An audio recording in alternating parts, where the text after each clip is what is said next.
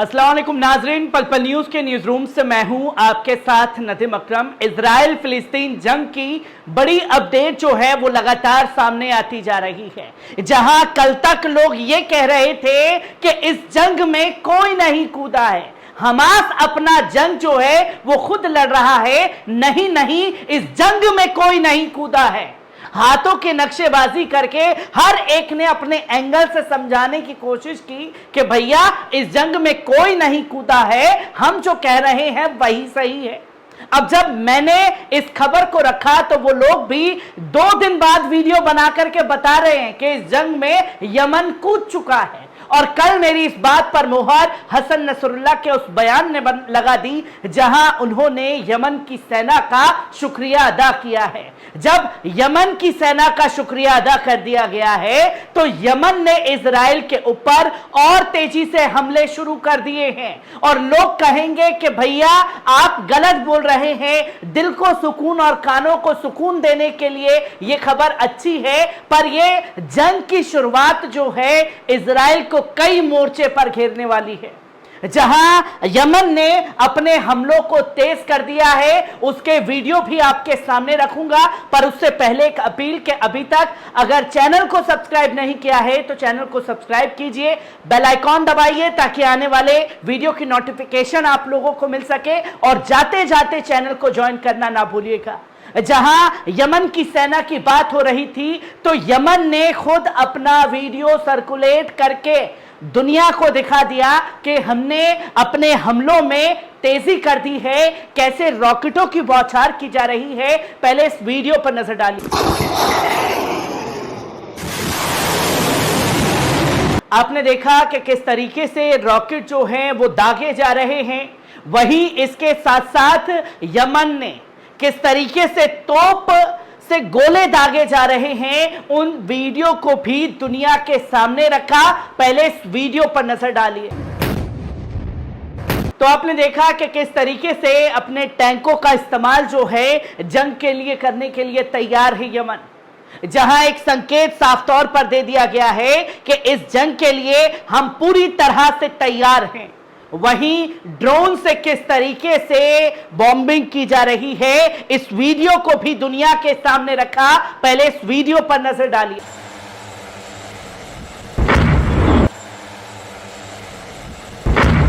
आपने देखे ये 3 वीडियो जहां यमन की सेना जो है यमन का झंडा लेकर और फिलिस्तीन का झंडा लेकर के इस जंग में मोर्चा संभाल रही है। जहां एक के बाद एक ताबड़तोड़ रॉकेट और मिसाइल जो हैं वो दागने का काम किया जा रहा है।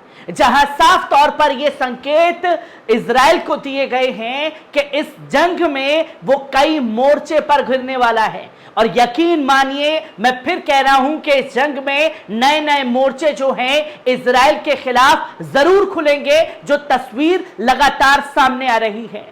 पर इसको लेकर के यह भी लोगों का सवाल था कि क्या इस जंग से जो यमन हमला कर रहा है उससे कुछ असर इजराइल पर होने वाला है या नहीं। इसी सवालों को इंटरनेशनल मीडिया ने खास तौर पर तवज्जो दी है और खाड़ी देश ने इस पर एनालिसिस किया है और हुती से यह सवाल जवाब, उसकी सरकार से यह सवाल जवाब किया कि जो शांति समझौता है इस पर कोई असर पड़ने वाला है या नहीं पड़ने वाला। जिसमें आप ये साफ तौर पर देख सकते हैं कि Houthis engagement in Gaza war unlikely to affect peace effort in Yemen, जिसका असर कुछ नहीं पड़ने वाला। जो साफ तौर पर अगर यह जंग छिड़ती है, जो यमनी सेना हमला कर रही है, उसका असर यमन पर पड़ेगा, कोई असर नहीं पड़ने वाला। साफ तौर पर कई दिग्गजों ने इस बात को कह दिया और यमन की सरकार भी यह साफ तौर पर कह रही है। वो ये कह रही है कि जो हमले हमारी तरफ से किए जा रहे हैं और हम पर अगर पलटवार होता है, वहां की आवाम पर इसका कोई असर पड़ेगा तो इसका कोई असर नहीं पड़ने वाला। जो तमाम चीजें लगातार सामने आ रही हैं, जहां विश्लेषकों ने इस बात पर गौर किया और इनकार किया कि गाजा में मौजूद युद्ध में हुती समूह की भागीदारी से यमन में चल रहे शांति प्रयासों पर असर पड़ेगा। जो शांति समझौता है उस पर इनकार कर दिया कि कोई असर उस पर नहीं पड़ने वाला।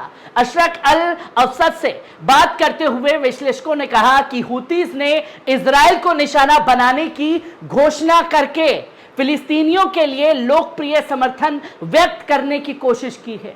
ये जो हमले यमन की तरफ से किए जा रहे हैं, ये यकीनन फिलिस्तीनियों को सपोर्ट मिलेगा, हिजबुल्लाह को भी इससे कहीं ना कहीं सपोर्ट मिलेगा और ताकत बढ़ेगी, जिसमें कल नसरुल्लाह ने खासतौर पर यमन की सेना का शुक्रिया अदा किया और ये कहा कि लोकप्रिय व्यक्त करने की कोशिश की, जिसमें सुझाव दिया गया कि इजराइल हूती सेना लक्ष्यों पर हमला करके जवाब देगा, जबकि कम से कम किसी भी अमेरिकी हस्तक्षेप को खारिज कर दिया है। अगर अमेरिकी हस्तक्षेप होता है तो हम भी उन पर हमला करने से बाज नहीं आएंगे। जहां यमन में हूती समूह के अधिकारियों ने इजराइल पर मिसाइलों और ड्रोन से जिम्मेदारी ली, जो बमबारी की गई, रॉकेट मिसाइल दागे गए, कुछ शहर में गिरे, कुछ को रास्ते में मार गिराया और कुछ जो हैं जॉर्डन और इजिप्ट में जाकर के गिरे, जिसकी तमाम चीजें सामने आई। पर यह साफ तौर पर ऐलान है, बिगुल फूंक दिया गया है यमन की सेना की तरफ से इस जंग के लिए। जहां यमन के विदेश मंत्रालय के पूर्व सचिव मुस्तफा नाम ने कहा कि गाजा हूती प्रयास का आंतरिक और स्थिति और यमनी संघर्ष पक्षों के बीच चल रही बातचीत का कोई प्रभाव नहीं पड़ेगा। जो शांति समझौता हुआ है उस पर कोई फर्क नहीं पड़ने वाला। इस पे बाद नामन ने कहा कि उन्हें उम्मीद है कि हालिया घटनाओं से यमनी युद्ध को बंद करने में तेजी आएगी और मानवीय पक्ष को संबोधित करने की शुरुआत होगी, जो कि दावा खुद मंत्रालय द्वारा किया जा रहा है। अपनी ओर से Naif Arab university for security sciences centre for security programmes general supervisor ने भी इस बात की घोषणा की कि जो शांति समझौता है इस पर कोई फर्क नहीं पड़ने वाला। हुतीज ने बार बार घोषणा की है कि वे कहते हैं उसका हिस्सा है प्रतिरोध विरोध की धुरी और इस धुरी से जुड़ी किसी भी लड़ाई में शामिल होगी। जो इस जंग के लिए ये संकेत दे रहे थे और बार बार यमन की सेना कह रही है कि जो आज मजलूम फिलिस्तीनियों के साथ हो रहा है वो हमारे ही अपने शरीर का एक अंग है और हम इस जंग में खामोश नहीं बैठ सकते, चाहे अंजाम जो कुछ भी हो। ये जज्बा छोटे छोटे देशों ने क्यों दिखाया? क्योंकि मैंने ये बार बार कहा कि बड़ी बड़ी सेना है, तुर्की है, ईरान है, वो अभी तक इस जंग में क्यों नहीं कूदी है?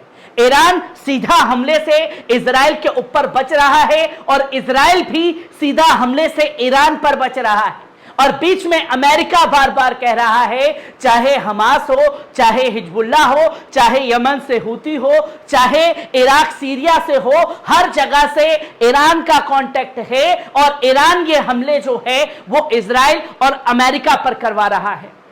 पर जुबानी जंग जो चल रही है, जुबानी जंग से ज्यादा एक्शन देखना चाह रहे हैं लोग। उस एक्शन से नदारत तमाम बड़े बड़े मुस्लिम देश नदारत हैं, पर यमन हो, लेबनान हो, चाहे फिलिस्तीन हो, वो इस जंग में डंके की चोट पर लोहा ले रहे हैं। जहां अल धनम ने आगे कहा कि हूती कदम फिलिस्तीनियों के लिए लोकप्रिय समर्थन की अभिव्यक्ति के ढांचे के भीतर आता है और यमन में चल रहे प्रयासों को प्रभावित नहीं करेगा। जो भी कार्य चल रहा है, जो भी कदम चल रहे हैं यमन के, उससे कोई प्रभाव नहीं पड़ेगा। जो तमाम दावे लगातार किए जा रहे हैं और यह बात क्लियर है कि इस जंग में यमन का खुल करके बिगुल फूंकना ये खतरे की घंटी से कम नहीं है इजराइल के लिए भी। हर एक तस्वीर, हर एक पहलू को आपके साथ साझा करता रहूंगा। दीजिए इजाजत, शुक्रिया।